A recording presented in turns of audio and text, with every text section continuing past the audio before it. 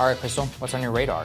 Well, there was a very interesting moment on Morning Joe yesterday that I wanted to bring to you. So the host of that program, Joe Scarborough, is in some ways the quintessential resistance liberal, as he will happily remind you 1 million times he was a Republican member of Congress and held the zombie Reaganist anti-tax conservative views perfectly typical of the white flight suburbs that he grew up in and also represented in Congress. In the 2016 Republican primary, he was happy to play footsie with his friend Trump, having chummy conversations with him, even showing up at his New Year's Eve party. Then things got real. Like many other suburbanites, Scarborough took up the mantle of the resistance once Trump was in fact in office, spending most of his time bashing Trump with frequent diversions of bashing Bernie specifically and the left more broadly. So imagine my surprise yesterday when this transpired on his show.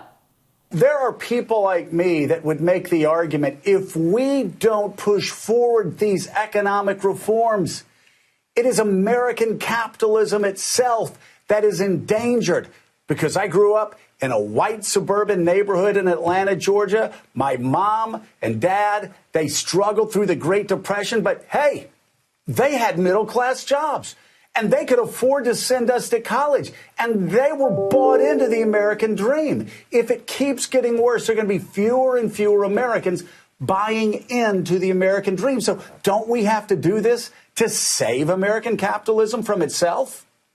That's certainly my belief, and this tag that moderate Democrats like Barack Obama and Joe Biden have gotten as socialist, this socialist crap that Republicans and the right just at every instance, any program that the Democrats propose is socialism, is ridiculous. The most successful capitalist free market economies on earth, some of them are the Nordic countries, Finland, Norway, Denmark, Sweden, that are absolutely capitalist and also have these really robust social welfare systems, social democracies that, as they understand, allow their free market capitalism to prosper, allow them to have more billionaires, sorry, Anand, per capita than the United States does. So, yeah, if like FDR in the 30s, right, he was saving American capitalism, this rich guy, and welcomed the hatred of his fellow rich people who called him a socialist at the time. Pretty interesting. Thanks to Case Study QB, by the way, for clipping that and posting it to Twitter. Y'all should give him a follow. So let's start with the obvious here. Very convenient that now that the left has been whipped and neutralized, Joe Scarborough feels free to talk about how, hey, wouldn't it be great if we had some social democracy a la FDR? Too bad no one's around who could argue for that. Like, oh, hey, I don't know, maybe an entire nationwide movement of people fighting for a chance at universal health care, jobs, and a decent wage. We have actually seen this outbreak of decent politics occur several times since the Bernie movement was crushed. You had Joy Reid come out in favor of Medicare for all. You had CNN and MSNBC hosts suggesting, hey, maybe if we had a nationalized health system, the vaccine rollout would have been less of a catastrophe. And now you have Mr. Republican himself, Joe Scarborough, singing the praises of the New Deal. It's an evolution that's made even more surprising, given that the Reagan-Gingrich Republican movement that Scarborough came up in was explicitly dedicating to destroying that New Deal order. His entire career and ideology was motivated by opposition to the labor-centric politics of solidarity and broad-based social safety net that is represented by the Sanders wing. Now, on the one hand, Joe and his guests present this type of social democratic order in what's actually a very clever and majoritarian way, arguing that these types of reforms are necessary in order to save capitalism. And in fact, that is how FDR himself saw the New Deal programs. But I do feel like the timing of the shift is pretty interesting and potentially telling. So let's zoom out for a moment, shall we, from Trump and Stop the Steal, and even from BLM and the George Floyd protests. If you're an elite surveying the landscape of America, you gotta be more than a little bit uncomfortable. Sure, stock market now only seems to go in one direction, and you've benefited handsomely in money and power consolidation in the coronavirus crisis. But the natives sure do seem restless. We've had months of nationwide protests, including violent riots, with the latest one centered on the seat of government power. Pitchforks are everywhere. Every metric you could possibly use to judge the health of the nation is redlining. You know the list because we talk about it here all the damn time. Inequality, social isolation, childcare stress, addiction, depression, suicide, failure of every institution, and total breakdown of social trust. There's been a debate about the economic circumstances of the Stop the Steal rioters, just as there was a debate about the economic circumstances of the BLM rioters. Now, no one's done any sort of demographic income analysis to give us any real answers. But I'd argue this society is so sick and has so failed in providing pathways to meaning for its people that it doesn't surprise me you've got some relatively affluent people who are so desperate for a life with some valor and heroism, or maybe just the sugar high of online attention, that they're susceptible to buying into utter absurdities, all to satisfy that most basic human urge to feel like you're part of something. Let me be clear here. People have agency. They are totally responsible for their actions, and a fair standard of justice should 100% be applied. Let me also be clear that while the cause of the protest movement over the summer was just, this cause last week was not just or unjust. It was just pure fantasy. But when you've got tens of millions willing to buy into a complete delusion, and some subset willing to risk their lives for that delusion, you gotta ask, what the hell is going on? This is a volatile nation and it's armed to the teeth. Who the hell knows what's gonna happen next? Now, we've been debating whether and how Trump should be held to account, and I do think that's important. But you gotta be a fool to believe that's gonna be any sort of real answer. Remember, on the very day when they had to hide in terror from the angry mob they had helped incite, a majority of the Republican House caucus still voted against certifying the election results. Why? Well, they're spineless cowards and cynical operators, but they're also correct about the way the political winds are blowing among the grassroots Republican base.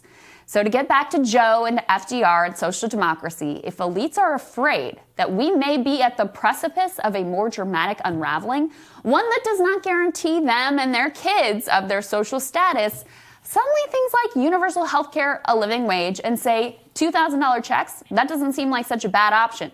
Now that, I think, is the real reason we've seen such a noticeable economic shift left over the past year.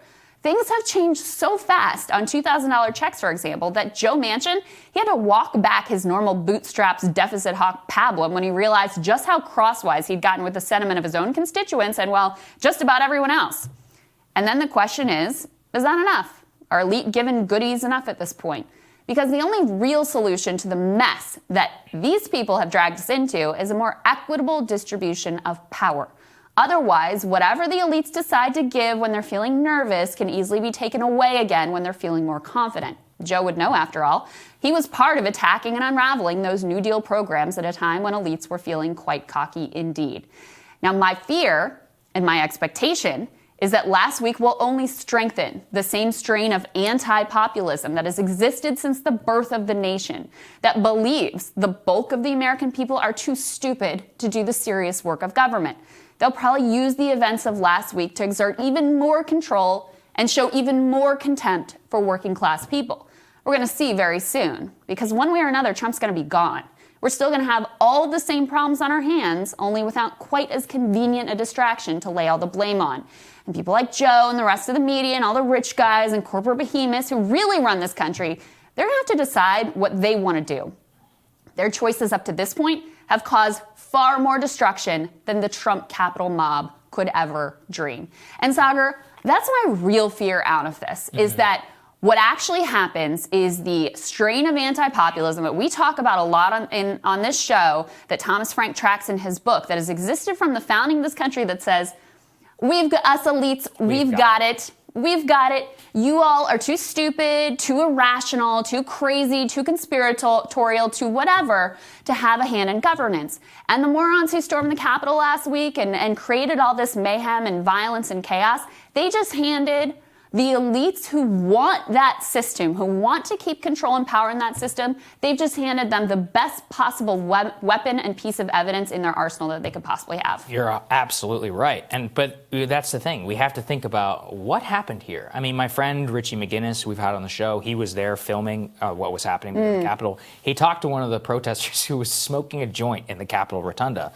And he was like, why are you doing this? Like, he just asked him, basically. Yeah. And he was like, man, I got nothing else going on. That was it. It was just like a feeling of pure nihilism. And I think about how many of our youth, I mean, even the woman who was killed, Ashley Babbitt, and you like go and you look at just like the only meaning that they can derive in their life is like this belief that they're fighting an elite pedophile ring, and QAnon and Trump is ahead of it. It's like aspiration. It's like, and it just goes to show you, like, that's what people are seeking, aspiration and affirmation so much they'll believe this shit, right? Yeah. And you're like, wow, something is sick. I just saw something yesterday that one of the we have was very, very low population growth for the first time. Coronavirus and all that is certainly part of it, but it's part of a structural problem. One of the models shows we could have the lowest population growth in the United States since 1796. Literally the lowest in our history of reproduction and of people wanting to have kids. We had the lowest marriage rate on record in